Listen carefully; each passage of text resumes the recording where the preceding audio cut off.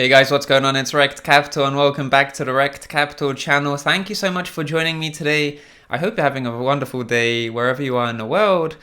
Let's talk about the Bitcoin correction and whether or not Bitcoin's bottom is in.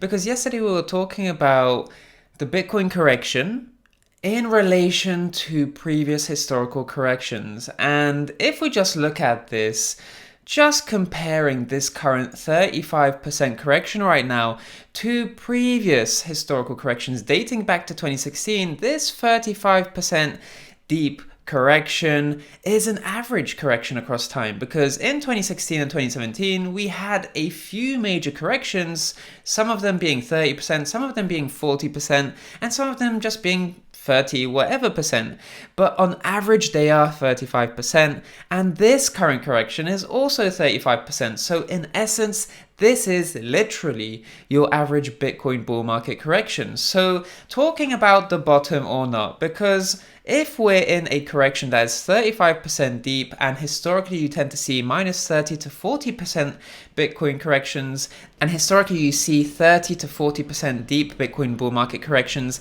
then you can rest assured say that we are getting closer and closer to this Bitcoin bull market correction ending, and with each passing day, the point of maximum financial opportunity is looming larger. So of course, as a correction progresses, the fear also increases, right? So as price goes down, fear goes up. So essentially speaking, the more extreme the fear, the closer and closer we get to the point of maximum financial opportunity. And now that we're this deep in this Bitcoin bull market correction, now is going to be the time where we're getting closer to that point of extreme fear, which tends to precede financial opportunity. In any case, guys, that was a very long-winded introduction. Subscribe to the channel if you haven't already for more videos like this in the future. Let's talk about whether or not this Bitcoin bottom is in right now.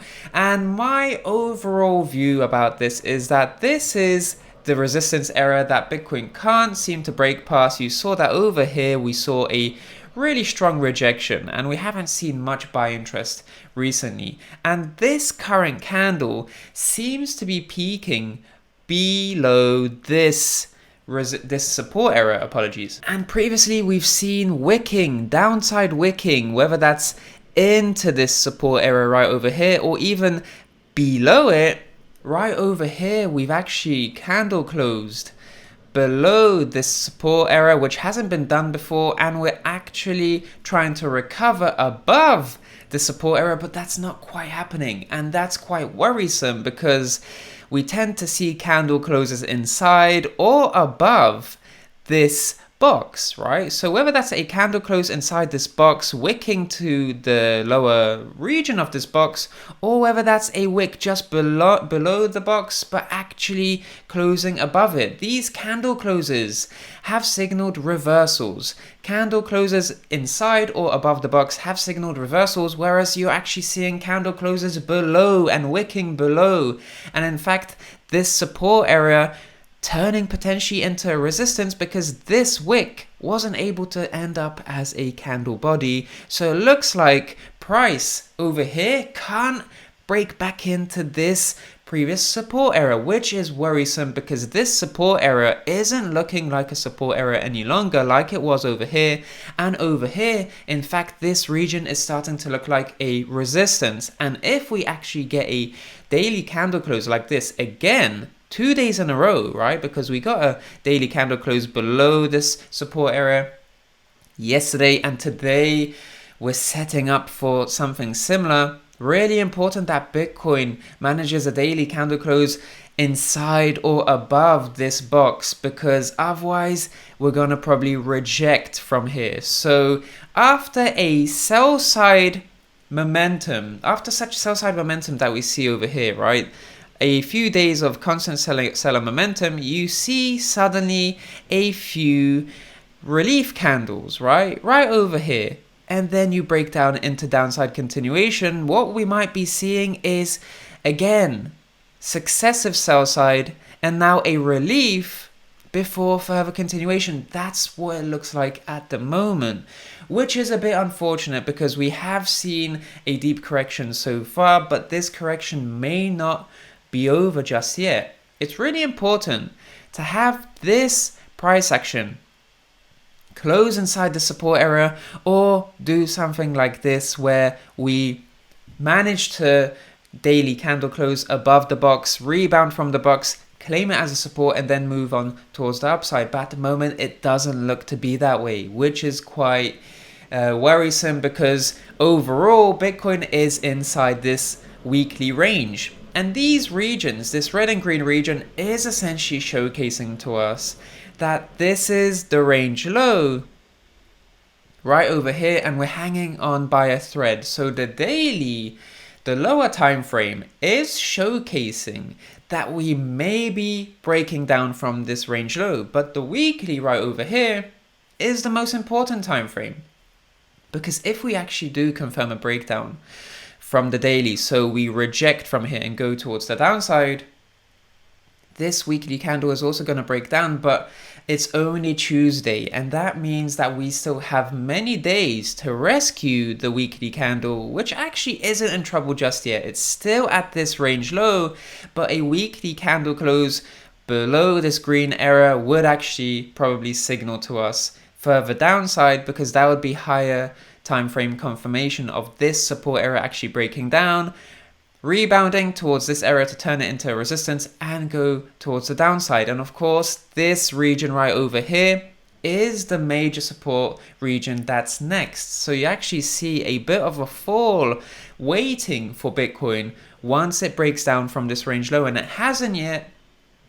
It hasn't on the weekly time frame, though it is potentially preparing itself for that scenario on the daily time frame. So those are some things to bear in mind, because this is a support area that really needs to show some strength, and it isn't at the moment. Not much volume coming in here, and this current candle is actually resembling to me what we saw in this candle recently. So this is actually a support area, right? A previous support area right over here, rebound, and then rebound towards new highs each time.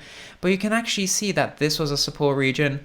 And over here, this red candle right over here, upon a breakdown, rallied, rebounded into this previous support area, but actually suffered a resistance check, right? It had a rejection before going towards the downside once again. So this current candle right over here looks very similar to me as this candle right over here before we saw downside continuation. So really important. We know what Bitcoin needs to do. It needs to do something like this to rebound towards the upside. Otherwise, it's going to get rejected to lower levels. And of course, this region over here is also one of interest, because that's a support region just above this support region. So we have two support regions waiting for Bitcoin at these lower price levels. Low 40,000s, higher 30,000s. That seems to be the case at the moment, especially if we can't reclaim this green area. But overall, if we look at the stock to flow model, you can see this sort of hooking down, right? This sort of hooking down preceding a correction. So this is corrective price action. But like I mentioned in yesterday's video, we want to see upside deviations beyond the stock to flow line, because that tends to precede Bitcoin bull market tops, like you see right over here. And we haven't seen that upside deviation yet. In fact, Bitcoin is following this stock to flow line quite nicely, deviating towards the downside below it right now. So it's only fair to look at similar market contexts in the past where we saw Bitcoin follow roughly the stock to flow line, but actually hook down below it. So this period in price action seems to be quite similar. And in fact, if you notice the color scheme of this price action for Bitcoin, you'll notice it's very similar. In fact, it's the same. So it's very important, because this color scheme just showcases to us how many days away Bitcoin's price is from the Bitcoin halving, which happened several months prior.